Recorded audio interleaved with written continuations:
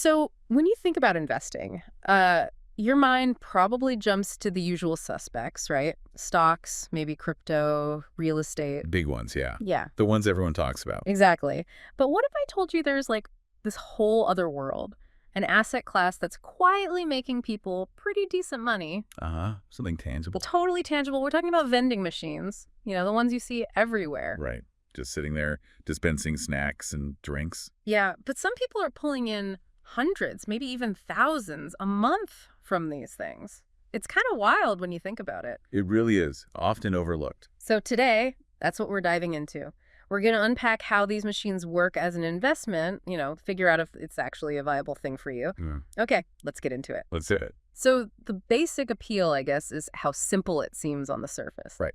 You buy a machine, you find a place to put it, you fill it up, people buy stuff, you collect the money. Seems easy enough. And it's a real thing, isn't it? A physical asset you own, not just numbers on a screen. And the potential for it to be passive, well, maybe more passive than you'd think, especially down the line. Exactly, once you get it set up. But there's a huge but here. Ah, okay. I was waiting for that. What is it? Location. I mean, it sounds cliche, like real estate, location, location, location. Uh-huh. But here, it is absolutely critical. It's basically the difference between success and, well, failure. Okay, so how critical are we talking? Well, think about this. Our sources gave some examples. Like a small office, maybe only 10 employees, not much foot traffic. You might only clear like $30 a month. $30. Wow, okay. That's not exactly setting the world on fire. Not at all. But then you take that same machine, or a similar one, and you put it somewhere with high traffic and where people actually hang around for a bit. Like where? Think a busy 24/7 gym, or a school, near where students gather during breaks, a warehouse with lots of workers, even a big apartment complex community room. Right, places people linger. Exactly. In spots like those, we're talking $200, $500, even up to $1,000 a month from one machine. 1,000. That's a massive difference. It's night and day. What's fascinating here is just how dramatically that location lever pulls your potential earnings. Okay, that makes sense. But let's talk actual numbers. Getting started. What does a machine even cost? Because that's a barrier for a lot of people, right? It is. And the cost can vary quite a bit. If you want a brand new one, say a combo machine and, drinks and snacks, which is usually a good bet, you're probably looking at somewhere between $2,000 and maybe $3,500. $2 to $3.5 grand, okay? But, and this is important, you don't have to buy new. There's a pretty big market for used machines. You can often find a perfectly good one for under $1,500, sometimes even less if you look hard enough. Under $1,500. Okay, that feels a bit more It accessible. definitely lowers the barrier to entry. So let's run a scenario. We found this example in the research, and it really puts things into perspective. Imagine you get one of those used machines, maybe around $1,500, and you manage to place it in that 247 gym we mentioned. Say it has about 300 members. You stock it with stuff people want there, drinks, protein bars, healthier snacks, that kind of thing. Right, catering to the audience. Smart. So based on the figures we saw, a spot like that could realistically bring in around $400 in revenue each month. 400 gross. Okay. Then you've got your costs, obviously. You need to buy the products to restock it, maybe a bit for gas driving there, general upkeep. Let's estimate that at, say, $150 a month. Seems reasonable. Cost of goods sold, basically, plus a bit for operations. So $400 revenue minus $150 expenses. That leaves you with about $250 net profit Per month. from that one machine. $250 clear. Now, think about that initial cost. If you got the machine for $1,500. Right. $1,500 divided by $250 a month, that's what, 6 months? Exactly. 6 months to break even to get your initial investment back. Wow. That's actually pretty fast for an investment, isn't it? Especially a physical one. It's very compelling. A 6-month break-even is a fantastic return on investment time frame for a tangible asset. And after those 6 months, It's mostly profit, right? I mean, you still have the restocking costs, but the machine itself is paid off. You just need to visit it occasionally, refill it, maybe fix a minor issue. precisely, it starts generating positive cash flow relatively quickly. But this kind of brings up a really important point. We're talking profit, break-even. Mm-hmm.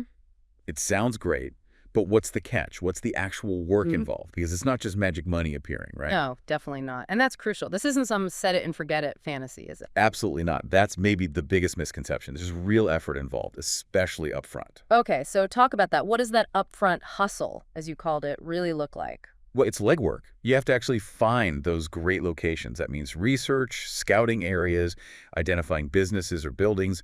Then you've got to approach the owners or managers. Ah, the sales pitch part. Kind of, yeah. You need to convince them why having your machine there is a good idea for them, or at least not a hassle. It takes persistence. Cold calls, maybe walking in, building a bit of a relationship. But that sounds like it takes time and maybe some thick skin. It does. And you also need to be prepared for the challenges that inevitably crop up if things go wrong. Like what? Well, theft or vandalism can happen. It's a sad reality. Machines can break down coin jams, validators stop working, cooling units fail, or sometimes, a location just flops.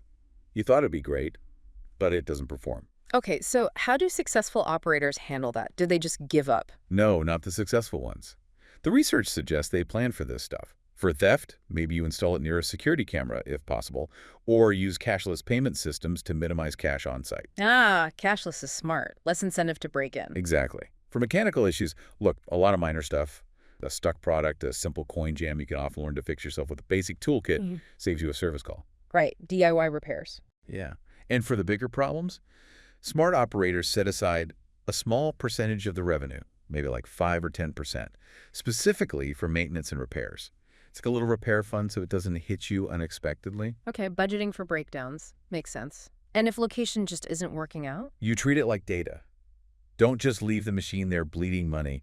You try to renegotiate the placement, maybe move it somewhere else within the building if possible, or you cut your losses and find a new location. The key is not getting emotionally attached to a bad spot. So it sounds like you don't need a finance degree or anything. Not at all. But you do need to be consistent. You need to show up, restock regularly, handle problems when they arise, and keep track of your numbers. That's it, exactly. Consistency and, honestly, a bit of resilience. Problem solving on the fly. Okay, so you get through that initial phase. You've got one machine. It's doing okay. You've figured out the routine. What's next? People always talk about scaling, right? Naturally. Once you've got the hang of one, the idea of having 3 or 5 or 10 machines starts to sound really appealing. And the math works. If one machine nets $250 a month, 5 could potentially net $1,250. That starts to become significant income. Yeah, that definitely moves the needle. But scaling isn't just multiplying the work by 5, is it? There must be new challenges. Oh, absolutely. It changes the game. Suddenly, you're not just managing one location, you're managing a route. You need to be efficient with your time, restocking multiple machines, you're dealing with multiple business owners or landlords. Your inventory management gets more complex. Different locations might need different products. So it becomes more of a logistics puzzle. Precisely. Your initial consistency has to evolve into building actual systems, route planning, inventory tracking, maybe using software or apps to help manage it all. Can technology help there? I imagine newer machines might have some bells and whistles. Definitely. Many modern machines have telemetry built in. That means they can report sales data, tell you which products are low, even send alerts if there's a malfunction, all remotely to your phone or computer. Wow, okay, so you don't necessarily have to physically check each machine constantly to know what it needs. Not always, no. That tech can save a lot of time and guesswork, especially as you scale. It transforms it from purely hands-on to maybe hands-on from afar for some aspects. And what about going even more passive? Can you eventually step back even further? Yes, that's the next level for many. Once you have a decent portfolio of machines, say 10, 20 or more, and they're consistently profitable, you can actually start outsourcing the day-to-day operations. Like hiring someone. Exactly. Hiring someone to do the restocking route, handle minor service calls. You transition from being the operator to being the owner who manages the manager or manages the service provider. That's when it can become a much more passive income stream. So you build the portfolio, systematize it, then potentially hire out the labor. That seems to be the path many successful vending operators take if they want to achieve scale and greater passivity. But it all starts with that first machine. Right. It sounds like the advice is don't jump in trying to buy 10 machines at once. Probably not the best idea for most people. Start with one, learn the ropes, get your hands dirty, figure out your local market, make your mistakes on a small scale. Then, once you've proven the model and yourself, you can replicate that success and start scaling thoughtfully. Build the system first. Build the system, understand the unit economics, then expand.